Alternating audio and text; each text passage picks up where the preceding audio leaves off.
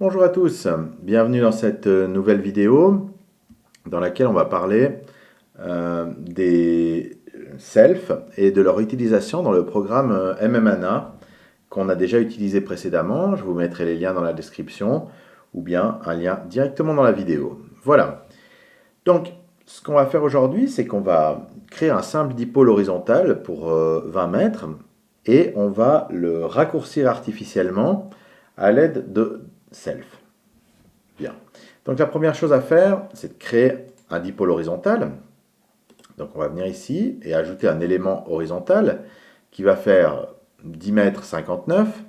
Il nous a calculé tout seul la demi-onde plus ou moins de la fréquence centrale qu'on lui a donnée qui est 1450 ici, donc pour le 20 mètres. Et on ajoute donc ce dipôle. Voilà. On n'est pas en mesure de calculer, donc on va venir déjà ajouter un sol réel, et on va dire que c'est du fil de cuivre pour composer l'antenne, ce qui est assez réaliste. Voilà, on n'est toujours pas en mesure de calculer ici l'antenne, enfin pardon, le SWR de l'antenne, puisqu'il nous manque une source. Il nous dit que l'antenne 1 n'a pas de source. Donc on vient ici dans la vue, on fait bouton de droite, et on va ajouter une source au centre de notre dipôle, de cette manière. Voilà. On a donc maintenant une source, on voit ça dans les labels en haut, source. C'est un petit rond rouge simplement qu'on voit au centre de notre dipôle. On retourne dans Calculate et on va se retrouver avec le bouton Start qui est dégrisé puisque il est maintenant possible de calculer notre antenne.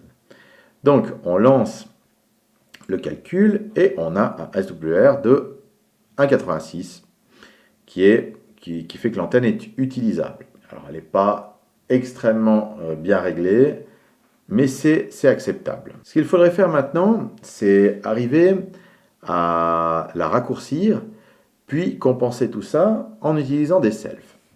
Donc ce qu'on va faire en premier, c'est qu'on va aller raccourcir le dipôle. Le dipôle, si on va dans la géométrie ici, il dépasse de 5 et de 5 et quelques de chaque côté, ce qui nous fait bien nos 10 mètres.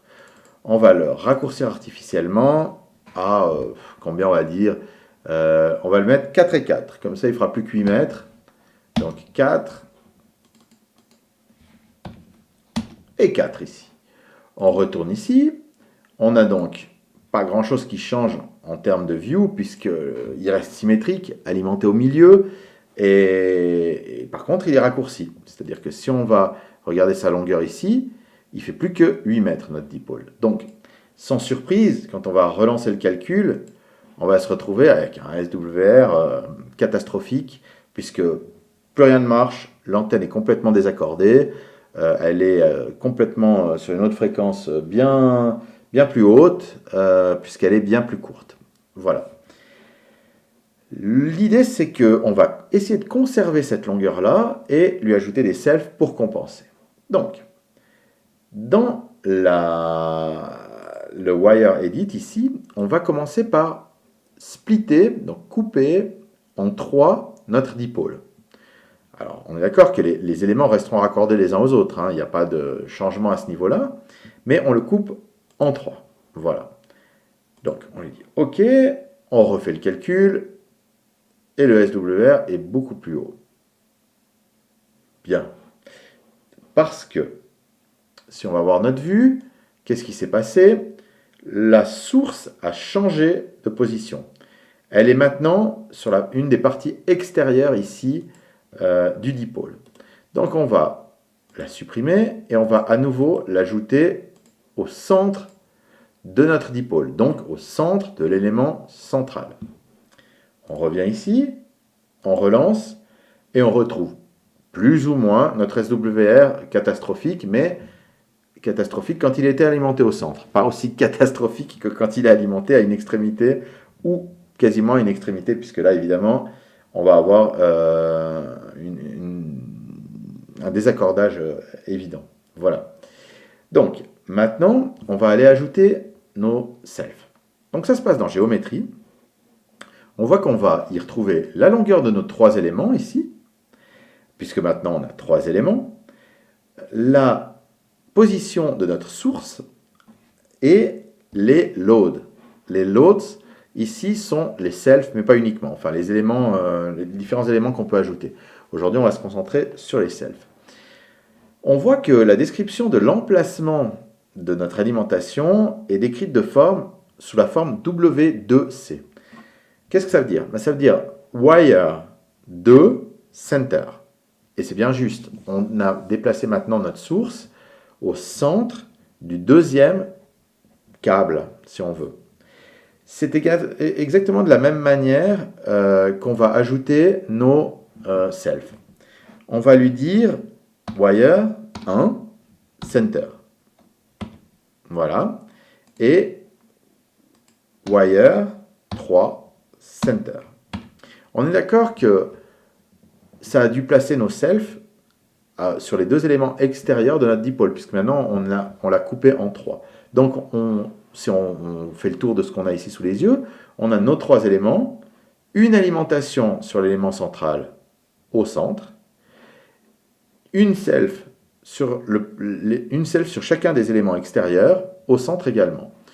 Pour prolonger un tout petit peu la description de ces labels ici, on peut utiliser comme lettre finale C, mais également E et B, pour end et begin, pour décider si on veut au centre, au début ou à la fin de notre élément, ou plutôt de notre câble, bout de câble qui constitue l'élément. Donc il y a 3 segments si on veut. Voilà. On va lui ajouter une valeur ici en micro-Henry, donc on va dire, allez, 1, c'est totalement arbitraire, hein. De toute façon, ce sera faux. Voilà. Une chose à ne pas oublier, on se fait souvent piéger, c'est de cocher Use Loads. Sinon, elles ne vont pas être prises en compte dans les calculs et ça peut vite rendre fou. Voilà. Donc, dans notre vue maintenant, si on retourne sur notre vue, on voit, alors, pas très clairement, mais on voit qu'on a une source ici et qu'on a bel et bien au centre de chacun des éléments extérieurs une petite croix rouge qui représente ici les self. On voit exactement comme tout à l'heure les sources. On a les self ici en haut à gauche dans les labels qui sont indiqués là. Voilà. On retourne dans notre calculate et on relance notre calcul. Notre SWR a un peu baissé, mais on est d'accord qu'on est toujours dans des proportions catastrophiques. Voilà. Donc maintenant, on va devoir déterminer les valeurs de ces self. Là, MMANA va nous aider. Donc on ouvre la fenêtre d'optimisation en cliquant sur optimisation ici en bas à gauche et on va ajouter des éléments qui vont entrer en compte dans sa recherche de l'optimisation.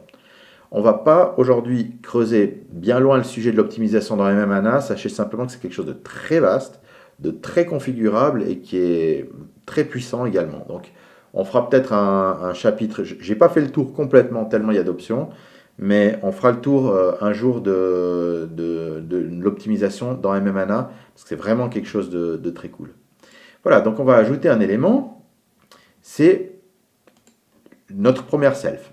Voilà, on lui dit la self en position 1 joue sur l'impédance et cherche la meilleure impédance. Ce qui est intéressant pour nous, c'est qu'il joue également sur la deuxième self. Donc, on va ajouter la deuxième self, mais pas tout à fait comme la première. On va lui dire que c'est un deuxième élément, mais qui doit coopérer avec le premier.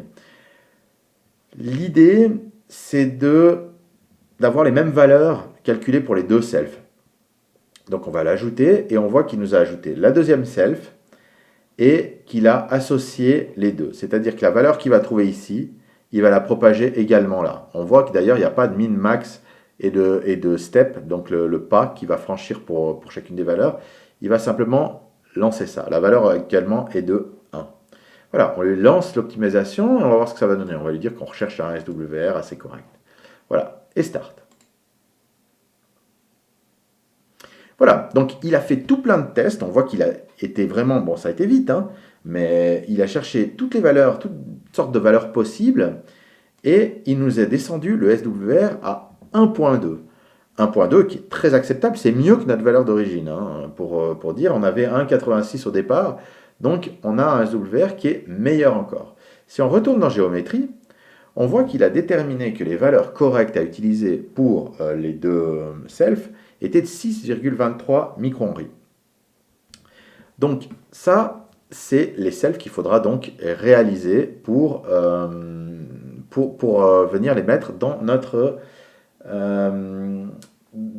antenne, aux deux emplacements qu'on a déterminés, c'est-à-dire au centre des deux parties extérieures. Ok. Si on va voir notre vue maintenant, on voit qu'on a d'ailleurs les courants ici, qui sont indiqués. Si on zoome le courant, on voit bien la cassure aux deux extrémités, enfin aux deux endroits où il y a les selfs, puisque l'intensité s'effondre à partir des selfs, puisqu'elle a été en bonne partie descendue par les selfs elles-mêmes, de manière symétrique, sur chacun des côtés de l'antenne. Voilà. Donc on voit que la représentation des courants n'est plus celle qu'elle serait avec un dipôle, on va dire, complet, voilà, un dipôle complet, où la courbe serait parfaitement ronde, voilà, en demi-cercle, propre et continue. Là, on la voit s'effondrer. Plus on va raccourcir l'antenne, plus la valeur des selfs sera importante, plus on aura cet effet de cassure, et plus on va perdre en bande passante. C'est pour ça que il n'y a pas de miracle. On va quand même avoir une situation de compromis. On va quand même perdre quelque part au change. Sinon, évidemment, on ferait sans arrêt que des antennes raccourcies. Voilà. Ici, on voit que le diagramme de rayonnement n'a pas beaucoup changé par rapport à un dipôle classique. On se retrouve avec quelque chose d'assez semblable, hein. Voilà, qui ressemble à une antenne assez classique, à un dipôle classique, en tout cas au dipôle qu'on avait à première vue. On n'a pas fait le calcul tout à l'heure, en tout cas on n'a pas été voir le diagramme de rayonnement de notre dipôle, mais croyez-moi, c'est à ça que ça ressemble, il n'y a pas grand-chose qui a changé. Donc voilà comment faire calculer à MMANA la valeur des selfs, les ajouter pour qu'elles soient prises en compte dans le calcul. Il y a un autre outil qui est sympa dans MMANA, c'est qui va vous permettre ici, donc dans les tools en haut à gauche, pardon, j'ai été un peu vite, donc ici vous avez un petit icône tools, donc les outils sympas à utiliser dans MMANA, notamment un qui s'appelle Coil et qui permet de lui faire calculer les paramètres physiques d'une self pour obtenir la valeur en microhenries qu'on veut. Donc en l'occurrence, on sait qu'on avait, alors je me souviens évidemment plus, mais on va retourner voir, 6,23. Donc si on veut 6,23 millihenries, on va faire 6,23, et on voit que les autres paramètres en dessous ont changé. Donc il nous donne le nombre de tours, donc 10 tours, sur un support, ça peut être un tube en plastique ou autre, enfin, peu importe comment vous réalisez vos selfs, qui fera donc 5,23 cm, avec un diamètre de fil d'1 mm et un espacement entre les tours sur le support, donc pour créer votre bobine, si on veut, de 1 mm entre chacune des spires. La longueur totale de la bobine fera 2 cm, il vous la calcule automatiquement. C'est un élément qu'évidemment, vous ne pouvez pas modifier puisqu'il est calculé. Voilà, donc ça c'est un outil super sympa. Donc on voit que sans sortir de MMANA, on est capable de modéliser une antenne raccourcie, de lui ajouter des selfs et également d'avoir les propriétés physiques de cette self puisqu'il nous les calcule. On voit qu'on peut également lui faire calculer ça d'autres manières en lui disant calcul plutôt que jouer sur le diamètre, puisque ça en général on va se dire bon on va faire avec ce qu'on trouve au niveau des tubes qu'on va utiliser. Donc on va lui dire de plutôt jouer sur le nombre de tours, puisque ça on a un peu plus la main dessus, on va dire. On va lui dire qu'on a quelque chose plutôt 5 cm. Alors évidemment, là, ça fait un nombre de tours qui n'est pas entier. Voilà, on va devoir jouer là-dessus. À vous de voir comment vous voulez réaliser vos selfs. On voit qu'évidemment, plus on va avoir un support large, moins on aura de tours à faire pour avoir une impédance, une inductance identiques. Voilà. Donc c'est ce qu'on pouvait dire en gros pour MMANA, le calcul des bobines, pardon, des selfs, et leur introduction dans le calcul d'une antenne raccourcie. Voilà. Si cette vidéo vous a plu, si ce type de contenu vous plaît, n'hésitez pas à vous abonner à la chaîne et à activer la petite cloche, à mettre un pouce en haut aussi, c'est toujours sympa. Et puis, je suis preneur de tout commentaire concernant l'utilisation de MMANA.